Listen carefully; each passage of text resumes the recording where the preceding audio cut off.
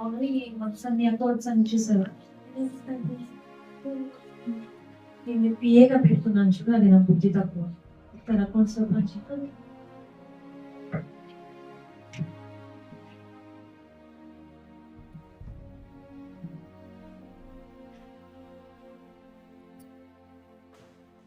ఈ పేరు కలవచ్చు.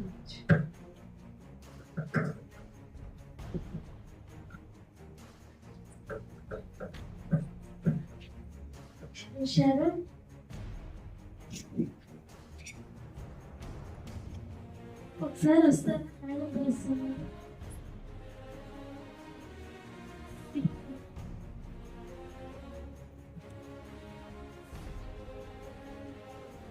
అకౌంట్ చూపి.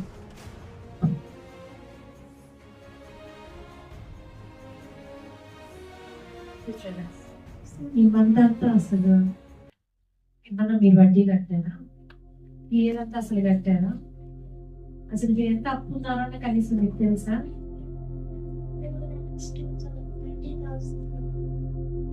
కనీసం సంవత్సరానికి ఒకసారన్నా వచ్చి కనిపించి మీ ప్రాబ్లమ్స్ చెప్పాలి అంటే ఏం తెలియదు మీకు. ఓకే, ఇవాళ మీరు వడ్డీ కట్టాలి, మీ అసలు అమౌంట్ అంతా కట్టేసేయాలి. ఏ టైం కడతారో చెప్పండి. డబ్బులు లేదంటే ఎలా కుదురుతుందో? తీసుకున్నాను కదా, తీసుకుని ఎన్ని రోజులు అయింది కదా, మరి కట్టాలి కదా. నాకు మీరు ఏ టైం కడతారో ఈ రోజు మీకు టైం తెప్పేసి.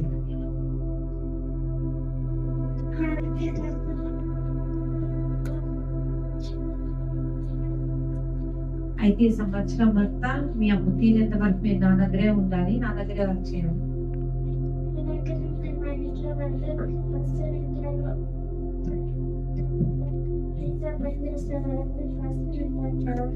నాకెందుకు చెప్తున్నావు? అసలు ఏంటి వీళ్ళు డబ్బులు తీసుకున్నప్పుడు అలా నువ్వు ఉన్నావు కదా, మరి ఈ రోజు ఆమె రెస్పాన్సిబిలిటీ లేకుండా నేను కారణం నేను పర్సనెంట్ ఎలా అవుతుంది? ఏదో ఒక సమాధానం చెప్పండి నాకు. ఈరోజు కట్టాలి మరి.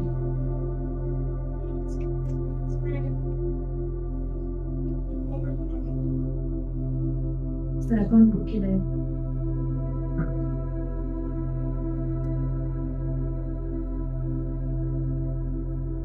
ఓకే, మీ మనీ అంతా నేనైతే ఫ్రీగానే క్యాన్సిల్ చేసేస్తాను.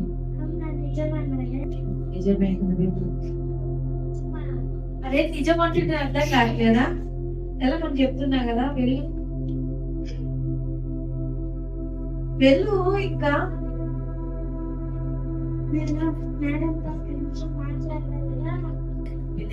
త్వరగా వచ్చి అకౌంట్ చూడండి.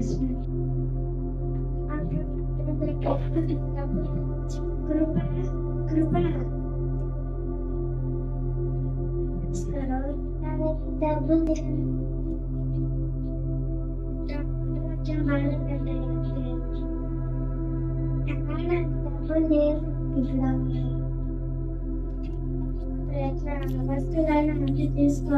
డబ్బులు అయితే చెప్పండి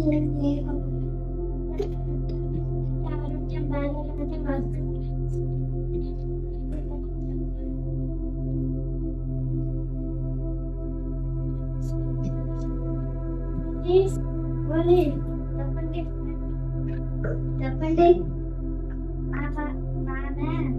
నా దగ్గర డబ్బులు తీసుకోండి, ఇమ్మంటే ఇవ్వట్లేదు. మీ దగ్గర ఎంత తీసుకోండి తీసుకుంది. 1500కి మీరు ఇట్లా కొట్లాడుతున్నారా? 500 1000 రూపాయలు కాదు, 1500 ఇవ్వండి. కార్డు చూడండి.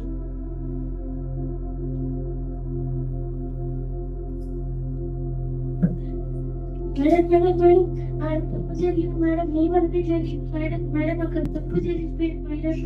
అసలు ఆగు, అక్కడ తప్పు జరిగింది ఇక్కడ తప్పు జరిగింది అంటున్నావు, పైగా అది నా వల్ల అంటున్నావు.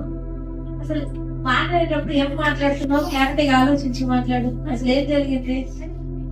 అమ్మాయి వచ్చింది కదా మేడం. అవును, అమ్మాయికి మీరు డబ్బులు ఇచ్చారు కదా మేడం. ఆ అమ్మాయి వేరే చోటుకి వెళ్ళి 1500 కోసం కొట్టి వేరే ఆమె తిట్టి కొట్టి అరెస్ట్ చేయించింది మేడం. అవును అవును, ఒకసారి అనిపించు.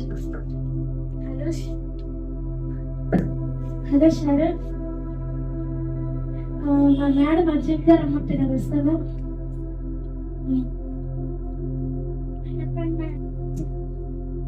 నీకు అసలు ఏమైనా ఇది ఉందా? ఏమైనా ఎంత బాగా నడుస్తున్నారు అసలు. నేను నీకు 2,20,000 రూపీస్ నాకు నువ్వు మనీ ఇవ్వాల్సి ఉంటే అంతా కొట్టేసాను, అవునా కదా? మరి నువ్వు ఆమె ఎవరో నీకు 15,000 ఇవ్వాలంటే దానికి ఆమె ఇంటికి వెళ్ళి ఆమెను కొట్టి తిట్టి మళ్ళీ పైన ఆమెను అరెస్ట్ చేపిస్తాను. నువ్వు చెప్పలేదా? పిఏ నువ్వు అలా చేపించింది మా పిఏ వీడియో తీసి నాకు చూపించితే ఇప్పుడు వీడియో నీ ముందు నా కూడా అబద్ధం చెప్తున్నావు నువ్వు. అసలు నాకు సంగతి చెప్తాను. ఒకసారి పోలీసు ఫోన్ చేయి. హలో హలో పోలీస్, చెప్పండి. ఒక లొకేషన్ పంపిస్తాడికి వస్తారా? సరే వస్తాను.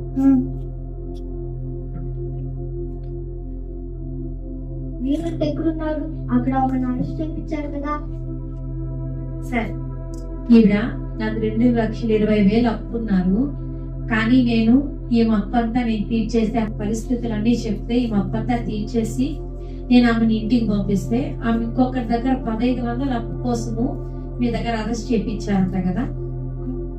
ఫస్ట్ ఈమెను అరెస్ట్ చేయండి. ఈమె నా డబ్బులంతా ఇచ్చేంత వరకు ఈమెను మాత్రం రిలీజ్ చేయొద్దండి. అసలు ఆహారం పెట్టద్దండి, ఏమి చేయొద్దండి సార్. ఈమెను ఫస్ట్ అరెస్ట్ చేశాను సార్.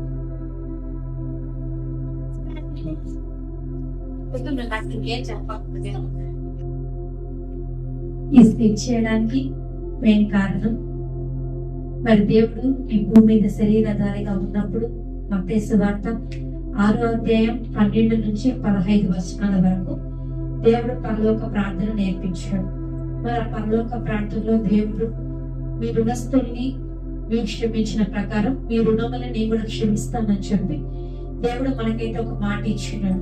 ఈ దినం దేవుని బిడ్డలుగా ఉన్నాం. మనం రోజుకి 70 సార్లు దేవుడు ఒక మనిషిని క్షమించమని మనం చెప్తే మనము ఒకసారి కూడా క్షమించలేకపోతుంటాం.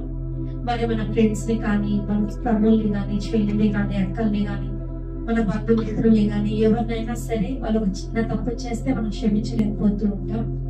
అయితే దేవుడు ఏమన్నాడంటే మీరు ఒకరిని క్షమించకపోతే నేను కూడా మిమ్మల్ని క్షమించను అని చెప్పాడు. మరి మనం రోజు దేవుడి దగ్గర ప్రార్థన చేసినప్పుడు మనం రోజంతా 100 తప్పులు చేసేసి దేవుడా నన్ను క్షమించు అని దేవుని మనం ఈజీగా అడిగేస్తూ ఉంటాం. కానీ దేవుడి దగ్గర నుంచి మాత్రం మనకి ఎటువంటి క్షమాపణ దొరకదు.